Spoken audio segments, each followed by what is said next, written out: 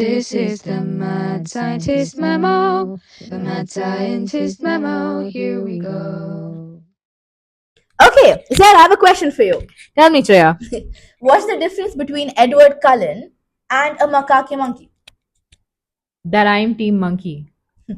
That was not at all the answer I was expecting. I mean, why would you be in Team Edward?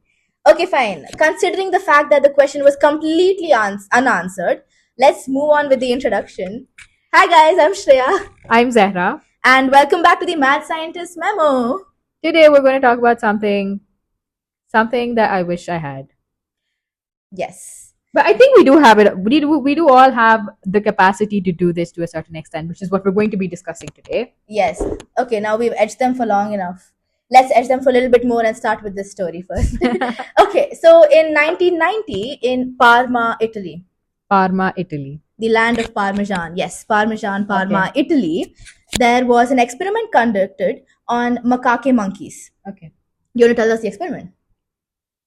They basically realized that Yeah. the understanding that they garnered from the experiment is that the same circuit of neurons fire when you do something yourself, like picking up this cup, or when you watch someone do it. Exactly, which is a crazy concept. So, what basically happened is they understood that there's a single neuron that is firing when a monkey grabs a peanut itself, and the same neuron firing when it sees somebody else do it.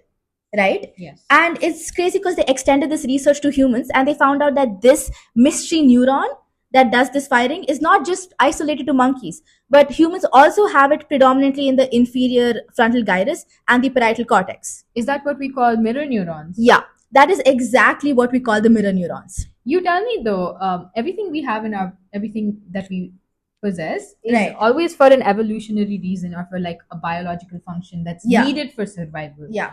What do you think is how does that apply This to even mirror help. neuron? Yeah. So, of course, after this mirror neuron phenomenon was discovered, there were a lot of hypotheses put out in the scientific community, right? Okay. But the most general and basic understanding of it is that there's probably a huge component that mirror neurons play in imitation, learning, and social understanding. That makes sense. It makes a lot of sense because When you even see when someone do it, you learn it.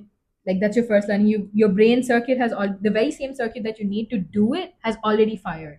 exactly, so it's sort of like a rehearsal mechanism before you take up the challenge of doing Perfect. it yourself, right? Perfect. And we can also apply the same logic to a lot of soft emotions like empathy. Correct. We see somebody going through this pain firsthand and we have a similar neuronal wiring that is stimulating the same experience in our brain, which helps us resonate with the same feeling. So it's like standing in someone's shoes is basically going inside their brain. But- Standing in someone's shoes is standing in someone's brain, yeah. Yeah, something like that. But how do we measure all this? Because right now it seems pretty abstract, right?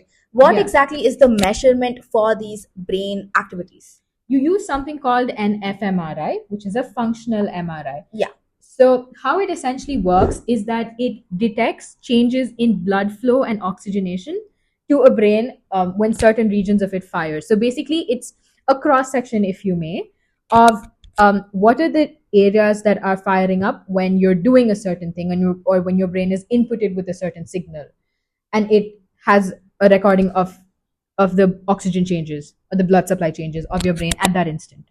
Right. So you're saying that you can basically visually see what parts of your brains are lighting up Yes. when there are certain processes that your brain is undergoing. Exactly. Right. And of course, an equally important component to understand is EEGs.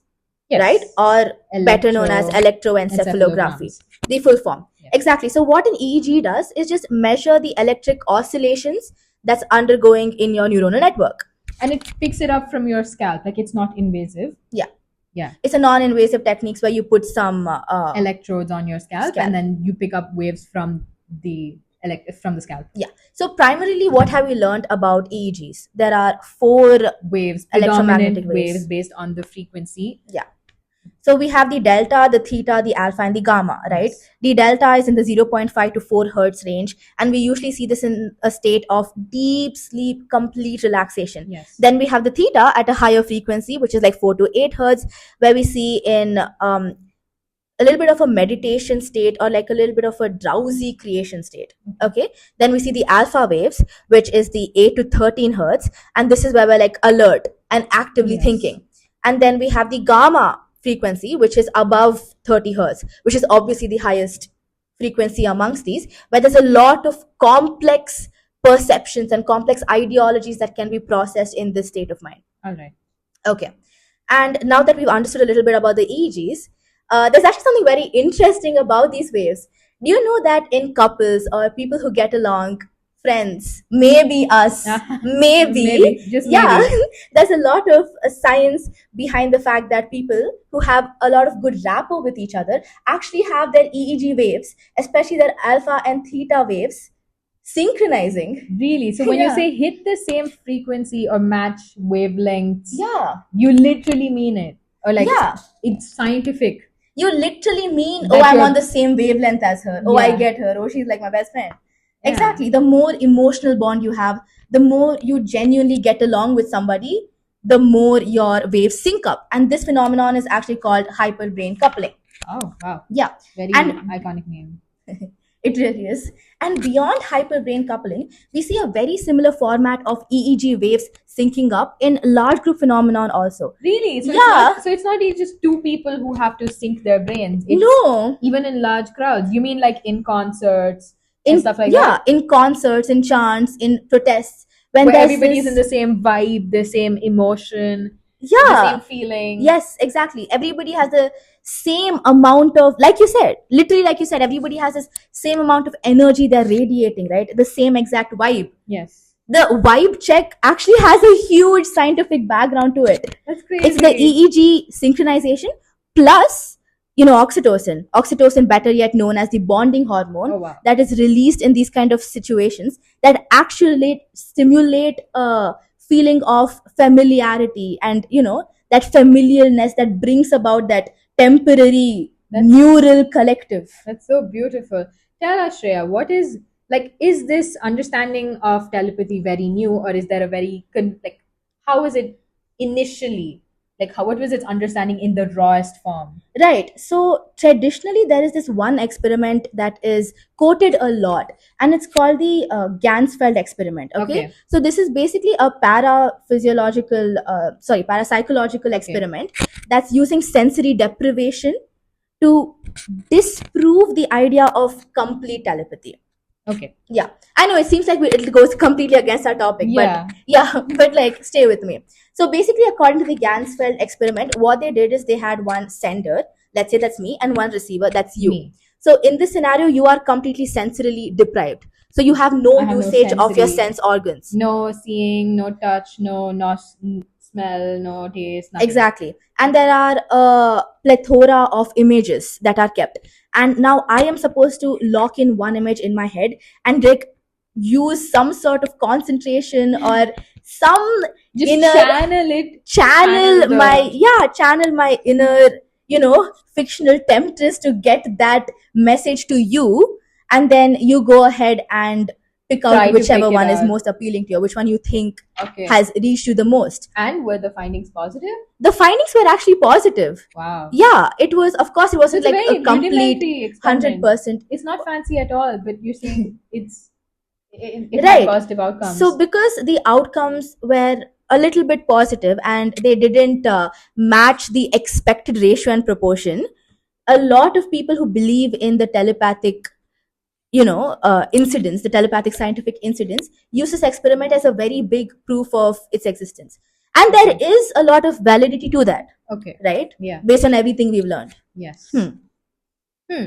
Okay, so you know how Gansfeld experiment approaches traditional ideas of telepathy, right? But of course, now we're in this new modern era of all these technological advancements, all these cybernetics all around us. Yes. And it's so interesting because when you apply all these technological advancements into the same traditional knowledge we have, Yes. it fully changes the game. It Yes. sort of changes both our understanding and our application Yeah. of this primordial definition of telepathy or neuronal network firings that we had previously, don't you think? Because now we're thinking about how do we use this fantastic knowledge that we have and package it into something that genuinely benefits people, Yeah.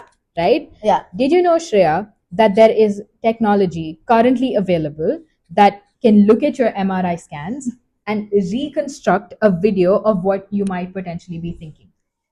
See, that is absolutely crazy to me. It is phenomenal.